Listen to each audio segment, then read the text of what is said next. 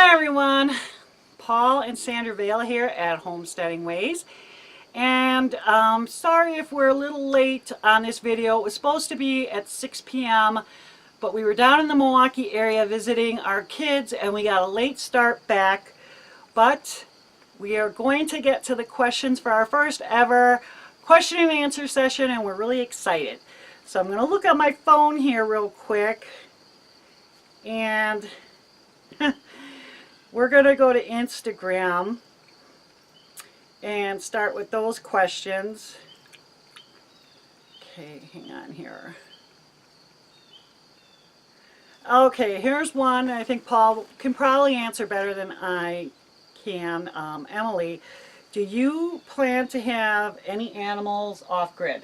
Yes, it's just that we moved up here off-grid now completely for less than 2 months, and winter's setting in, and we got so much behind anyway to get ready for the winter that we've decided that we are going to start livestock again in the spring, and we will raise chickens with eggs for egg-laying chickens, and chickens again for meat, probably quail and or chukar partridge, and Muscovy ducks and rabbits for our meat. So that looks like what we're going to start off with at least this year. This spring. Okay, why did you and Paul decide to live off-grid, and has it shown to be cheaper? Well, I think Sandy kind of started way before me. I grew up in the country. She was a city girl. I grew up living off the land a little bit, fishing and hunting. My dad taught me at a young age how to live off the land and hunt and fish. Learned a lot of skills when I was in the military, but she really got excited about it about 7 or 8 years ago. So once she really started getting excited about it, I kind of followed suit, and it was once our kids were all grown and everything, it was something we definitely wanted to do, is to live the off-grid life and enjoy a little bit of the country, the wilderness and stuff. So. And what about cheaper? Cheaper, yeah, I think eventually it will be. There's a lot of upfront costs, because Yeah. you got, when you have like electricity and your bills and your gas and your water that you're just paying, it's a monthly bill. This, you're putting a lot of money up front, for your solar panels or wind panels and your batteries, Yeah, generators and all that. But once that's all paid for and everything, yeah, the cost I think will be tremendously less. Yeah, that's how I kind of feel about it too. Let's see. Have I found any plants in the area I can use for homesteading? Yes, I have. I have found a lot of the same kind of plants that I had in southeastern Wisconsin, but there are some that I don't have here, and I need to learn a little bit more about what's growing around here. I am now in western Wisconsin, and depending on who you talk to, anywhere from, say, central to southern western Wisconsin, and that part of the state is unique in that there's a lot of sand. Most of Wisconsin does not have all this sand, and there's a lot of sand here. So there's going to be, and there are different plants that I'm not entirely familiar with, but I plan on learning about them, and hopefully I'll be able to use them. We do have a lot of wild raspberries and blackberries here, though, right on the property and all around us here. Yeah, we do. We definitely have that. Alexa, how does off-grid living compare to living on-grid? What are the differences between the two? Well, off-grid is we're completely out here, so we have no services. We have no electrical lines, no phone lines, no water. You take all that for granted, when you're in more rural areas. So, any electricity that we have of power that we enjoy, we have to make it ourselves. And the water, really, you become real conscious of your water consumption and your electricity. But I'd say even more so water, yes, wouldn't you? Because we actually have to, that's a more hands-on thing where we have to collect it and put it in containers and pump it and all of that. Whereas even with the electricity, yeah, we'll have to turn on the generator or, watch that, what do you call that, like monitor thing to see how much solar? Right. You're looking at that, but it's not like I'm lugging the generator around or, actually physically touching the solar panels, So I would think water is probably the biggest service that's most hands-on. Right, you learn that you don't, I mean, it doesn't take long. Within a few weeks, you realize that you don't really need to watch as much TV as you watch. I mean, we watch TV from time to time, but we just don't have the generator running Yeah. enough to do it. And we can still watch it with the solar panels, but with other stuff, you're just more conscious of the power that you're using too. But water, I would say, is the number one that you're really watching on there. And your fire, your heat. Like Yeah. we're preparing now to we're cutting a lot of wood and stocking up for winter because that's our primary heat. You don't have anything else to depend upon. So Well, we do have that other. we have a propane furnace for a backup, but you know you're keeping the cost down. We got free wood, so we want to burn as much wood as we possibly can because it's free. Yeah. Just labor intense.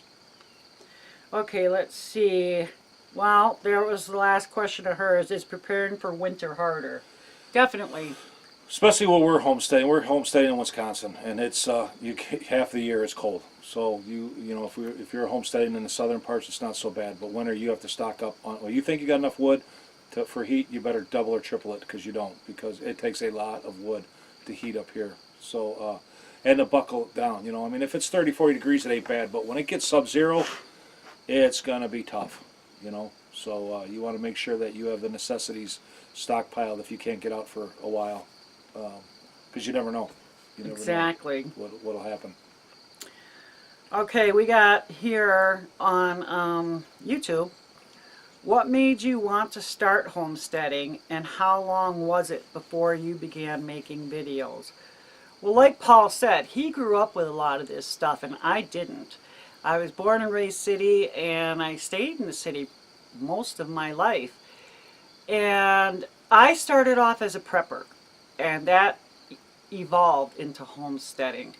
I didn't want to be in the city anymore, and I know Paul was more than happy to get out of the city.